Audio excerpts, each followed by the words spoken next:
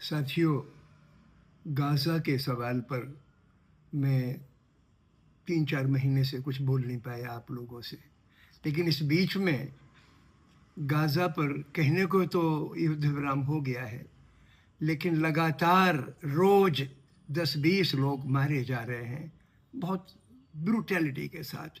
और गाज़ा पट्टी के साथ साथ पश्चिमी तट पर, वेस्ट बैंक पर भी इज़राइल का दमन जारी है। अफसोस इस बात का है कि इस बीच में ईरान की जंग चालू हो गई। इज़राइल और अमेरिका ने मिलकर ईरान के ऊपर अनप्रोवोक्ड हमला कर दिया, और उसके 2 दिन पहले हमारे प्रधानमंत्री इज़राइल गए। किसी भी बच्चे को जिसके अंदर हल्की सी भी इंसानियत है और आँख खुली है, ये उम्मीद होगी कि किसी बड़े मुल्क का प्रधानमंत्री कहीं जाएगा तो कुछ तो दर्दमंदी की सच्ची बात करेगा। लेकिन हमारे प्रधानमंत्री गुलामों की तरह वहाँ बोल के आ गए कि हमास ने जो किया था बहुत गलत किया था, और एक लफ्ज़ नहीं बोला जो वहाँ पर नरसंहार चल रहा था। गाज़ा पट्टी पर जो चला है और जो चल रहा है वो साम्राज्यवादी एक तरफा जंग है। साम्राज्यवादी जंग उसे कहते हैं जिसमें एक तरफ अगर एक आदमी मरता है तो दूसरी तरफ 50 या 100 मरते हैं। इस 2.5 बरस की जंग में गाज़ा पर या इज़राइल में 1200 लोग मारे गए, इज़राइली, जो गलत था, और उसी दौरान 75,000 फिलिस्तीनी मारे गए, यानी 60 गुने ज़्यादा। इसके साथ साथ 22 लाख लोग बेघर कर दिए गए, लाखों लोग जख्मी कर दिए गए, पता नहीं कितने उसमें बचे होंगे, मर गए होंगे। बड़ी तादाद उनमें लगभग 30-40% बच्चों की है, मासूम बच्चे मर गए। और इतनी ब्रूटैलिटी से मारा गया कि एक परिवार भी पूरा मर गया और बच्चे को पता नहीं अनगिनत गोलियां दाग दी गई उसके ऊपर। जब मदद के लिए बोल रहा है उस वक्त 5-5 साल के बच्चों के ऊपर जुल्म हुआ है। सारे के सारे स्कूल ढहा दिए गए। कैसे जिंदा रहते होंगे वो लोग? कहने को तो ये कहा जाता है, कुछ लोग जो बड़े हमारे हिंदुस्तान के संपन्न और विद्वान हैं कहते हैं हमें क्या मतलब इजराइल से, गाज़ा से। ये षड्यंत्र वाली भाषा है। इजराइल में जब प्रधानमंत्री जाते हैं तब नहीं कहते कि आप क्यों गए वहां पर। और जब बच्चे मरते हैं जिनका वतन छीन लिया गया सन 1948 में, उनके नरसंहार पर आप कहते हमें क्या मतलब।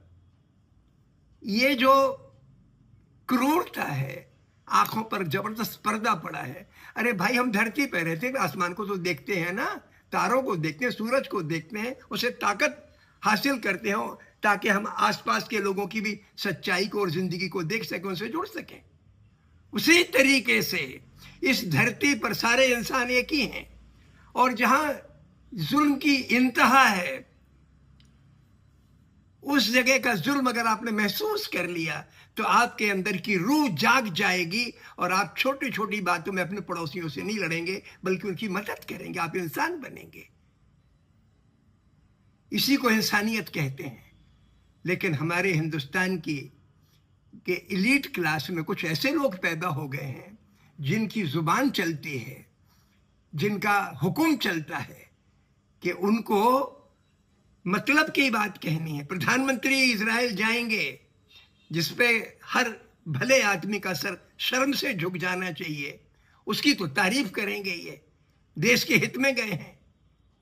जबकि अमेरिका जैसा मुल्क जो ईरान पे जंग करता है उसके खिलाफ 80 लाख लोगों ने वहां पे प्रदर्शन किया।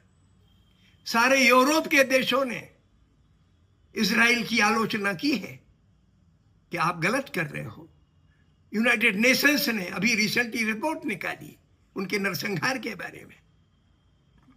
अरे भाई, इजरायली अवाम अलग चीज है और इजरायली हुकूमत अलग चीज है।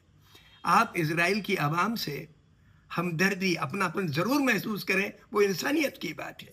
लेकिन हुकूमत के जुल्म को, वो भी साम्राज्यवादी के, दबा के रखो, कुचल के रखो, तबाह कर दो, बच्चों को ख़त्म कर दो, बूढ़ों को ख़त्म कर दो, औरतों को ख़त्म कर दो, घर मिटा दो, अन्न पानी बंद करके तबाह कर दो। ये जो जुल्म की इंतहा है, उसको आप जस्टिफाई नहीं कर सकते।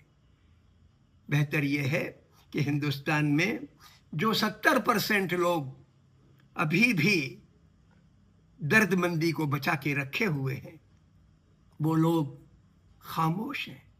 हुकूमत का खौफ भी है। फिर भी मैं चाहता हूं कि आप अपने दिलों में वो दर्दमंदी जिंदा रखें। वही आपकी ज़िंदगी है, वही आपकी ताकत है। और आगे चल के साल 2 साल में वक्त आएगा जब आपकी आवाज़ में ताकत होगी और हुकूमतें झुकेंगी। हमारी हुकूमत को भी झुकना पड़ेगा। आखिर देश की आत्मा की आवाज़ है कि जुल्म को जुल्म कहो, तब तक उसके साथ नॉन कोऑपरेट करो जब तक कि जुल्म बंद नहीं होता। इसकी ज़रूरत है।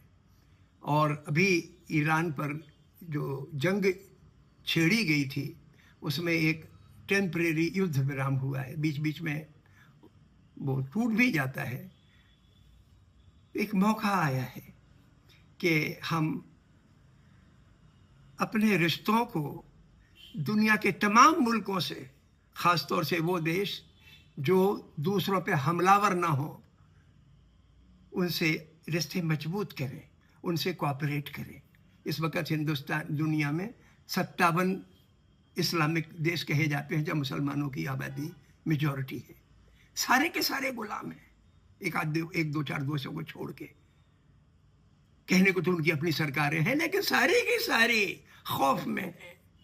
अमेरिका का और दूसरे मुल्कों का उन पर बहुत खौफ है। उनके तेल पर उनका कब्जा है, उनकी कंपनियों का कब्जा है। तो आप इसको धर्म के आधार पर बांटने का षड्यंत्र न करें।